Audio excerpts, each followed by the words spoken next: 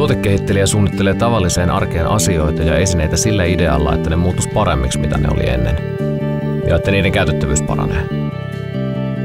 Ja että muotoilu ei ole vain kallista ja harvoille ja valituille, vaan että se kuuluu ihan kaikille. Mä olin muistaakseni 6, kun mä sain potkudreja, ja 10 vuotta sitten löysin keramiikan uudestaan vastapainoksi tälle mun duunille. Mun arkityötähän leimaa se, että sitä ei voi tehdä omista lähtökohdista ja mieltymyksistä, vaan että siinä mennään aina asiakas ja tavoite edellä.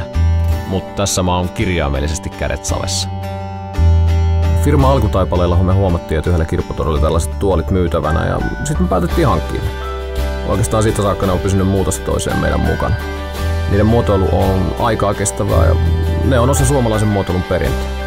Ja aivan varmasti ne on alitajuisesti jotenkin vaikuttanut muuhun ja inspiroinut mua.